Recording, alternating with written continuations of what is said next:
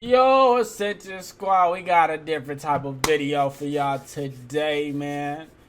Hey, we got the weirdest episodes of the weirdest episode of Martin. You feel me? Now, I watched the whole Martin show, and I was damn, I can't even talk right now. What the hell is going on? I was a sitcom type of nigga. You feel me? So I was watching a lot of sitcom shows. Like it would be like I watched Sister. I watched the Martin. I watched some of it's not coming up, but Bernie Mac show. Ooh, that was like one of them ones. No cap, that was one of them ones.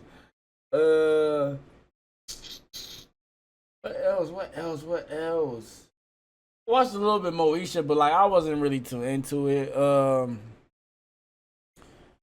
Damn, that was another one I was watching, but like, there's a lot of sitcoms, and Martin was one of them ones. The Malcolm and Eddie show, a little bit of that. Jamie Foxx show. There was a lot of comedians on sitcoms were like was the wave. I'm not gonna lie, that was the wave because of how funny they was on stand up. I'd be like, bro, there should have been a David Chappelle show. That's not a sitcom, but it's like, But Cat Williams should have had his own show. I'm not gonna lie, they blacklisted the fuck out of that nigga because boy, that shit would have been too funny. I'm not gonna lie, Cat Williams is one of them ones. But yeah, the weirdest episode in Martin. I don't remember any weird episode in Martin for real. I'm not gonna lie. So I'm kind of curious on what he's gonna say. So let's get to this shit.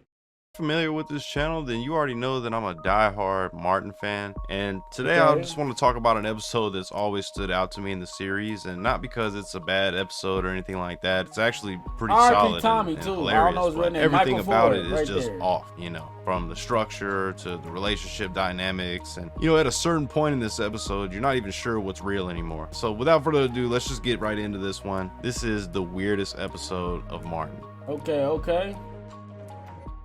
Season 2, episode 24, Crunchy Draws.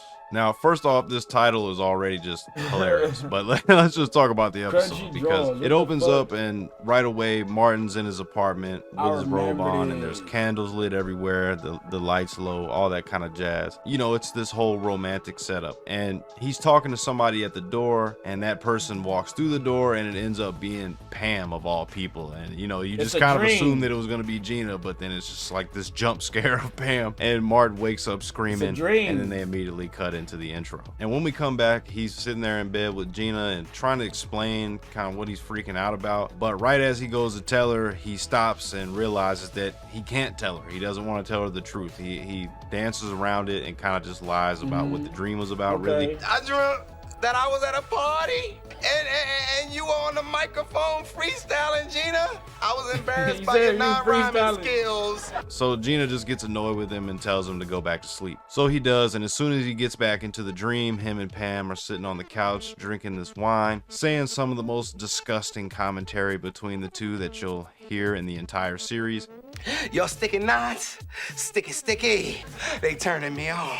And right when they start to embrace each other, he wakes up screaming again, and now Gina she's heated, bro. She kicks him out of the room, tells him to kick rocks, and now he's got to go sleep in the living room. And when he's coming into the living room, we see none other than our boy Bruh Man sitting at the kitchen making a sandwich. And he tells Bruh Man about the dream and kind of what he's going through. And so Bruh Man hits him with some actual deep philosophy, basically telling him this might be a repressed desire or something like that. And that's what these dreams could mean for him. Fraud and them said, who fraud? The white philosopher, when he said the dreams are like repressed desires, or the things that we wish we could have. Martin is shocked to hear some philosophy coming from Bruh-Man, but it actually makes him start to tweak out a little bit. And so Bruh-Man says his goodbyes and he dips, and then Martin goes to laying back down on the couch and he tries to get some more sleep. And so the dream continues just a little bit further. As he's kissing the buckshots, he wakes up screaming again. Kissing and the his boy buckshots. Tommy and Cole are Bro, they was back and forth. They was both back and forth, like on each other's hair, bro. Like just talking hella shit, bro. They just had like a roasting battle every time they seen each other, and it was funny. They're in the living room and they're upset with Martin, asking him what's so important that they had to get up and come over at 4 in the morning. And so he explains kind of what the deal is, and they are clowning him, laughing about everything he's saying. They're not taking any of this seriously. And then Tommy basically tells him that, you know, dreams are crazy. All kinds of crazy stuff happens in them, and it's kind of out of our control. You know, it's just fantasy. You know, whatever it is, it doesn't mean anything. Brother, we all have crazy dreams, man. It don't mean anything.